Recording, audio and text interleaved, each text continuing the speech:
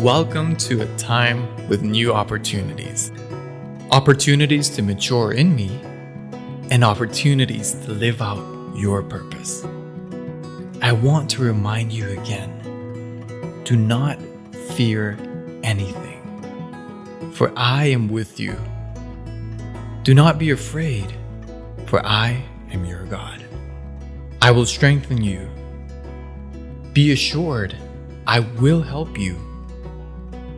I will certainly take hold of you with my righteous right hand, a hand of justice, of power, of victory, of salvation.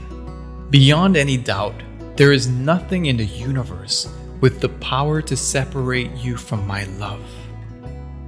My love will triumph over life's troubles, fallen angels, dark rulers, or even death itself.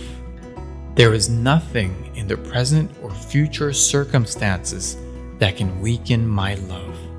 There is no power above you or beneath you, no power that could ever be found in the universe that can distance you from the immense love I have for you. There was a time when I gave a dream to a man called Jacob of a stairway that was set on earth with its top reaching to heaven, and angels were ascending and descending on it.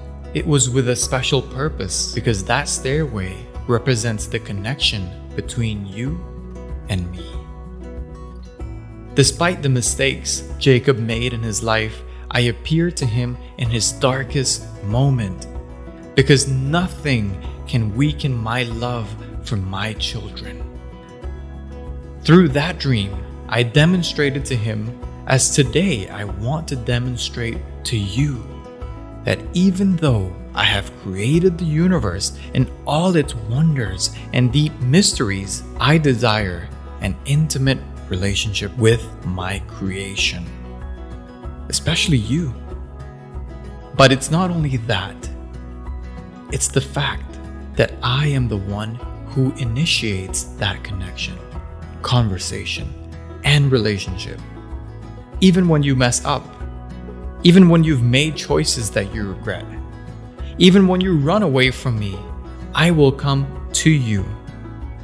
One day, I will physically come for you to take you home.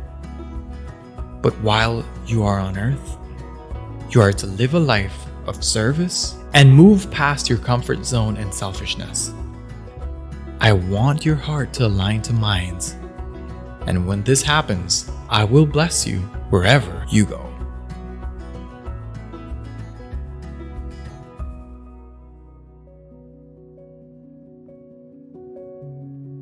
Esau and Jacob were at a moment of most ascension towards each other. Esau, as a firstborn, was to receive an inheritance and the mighty blessing that came with it through his father Isaac. Jacob deceived Isaac by pretending to be Esau and received the blessing that was supposed to be for the firstborn. Once Esau found out that he had lost the blessing and was unable to have it, he seethed in anger against Jacob and plotted a way to kill his brother Jacob. As he said, "The days of mourning for my father are very near, and I will kill my brother Jacob." When these words came to the ears of Rebekah, their mother, she sent for Jacob and said to him, "Listen carefully, your brother Esau is comforting himself concerning you by planning to kill you. So now, my son, listen and do what I say.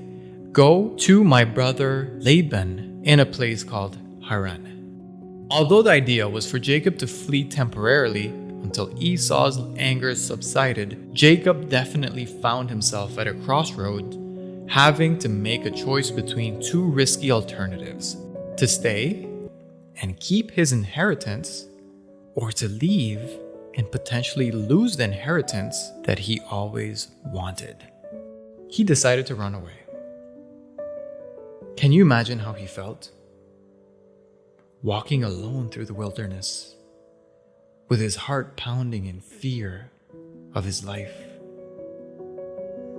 with the feeling of guilt running through his body because of his deceit, with worry and stress tormenting his mind. As he journeyed toward Haran, he stopped at a place called Luz and stayed overnight there because the sun had set. Taking one of the stones of the place, he put it under his head and lay down there to sleep. That night, however, he had a dream from God, where he saw a stairway from earth toward heaven, and he saw angels of God ascending and descending on it, going to and from heaven. Then God spoke to him and said, "I am the Lord, the God of Abraham, your father's father, and the God of Isaac. And I will give to you and to your descendants the land of promise on which you are lying." God also promised him that his descendants would be great, and that God would be with him and would carefully watch over him wherever he went, and the promise would be fulfilled. When Jacob awoke from his sleep, he said, "Without a doubt, the Lord is in this place, and I did not realize it." He made an altar and consecrated that place by naming it Bethel, which means the house of God.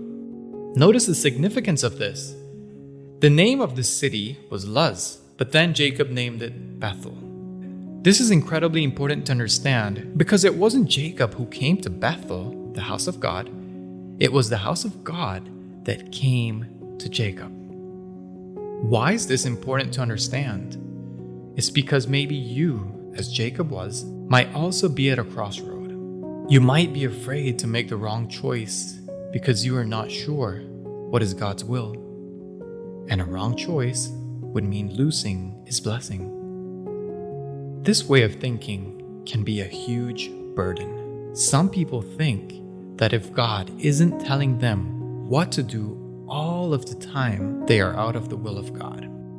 Thankfully, the Bible teaches us that this is not God's way of developing us. It was God who pursued a deceitful runaway. It was God who pursued Jacob. It was Bethel that came to Jacob. God said in the previous section that as long as your heart is aligned with His and that you surrender your life completely to Him, wherever you decide to go or whatever you decide to do, He will meet you there and He will bless you. He will bless the choice you make because you decided to live in service to Him wherever you go and with whatever you do. So how will you respond to this? This new year is full of decisions you must make. But what will be your approach? Take this moment to talk with God. Use this time to thank Him because He has brought Bethel to you. Use this time also to surrender yourself and make yourself available to serving Him through serving others. Wait in silence and give Him the space to speak to your heart.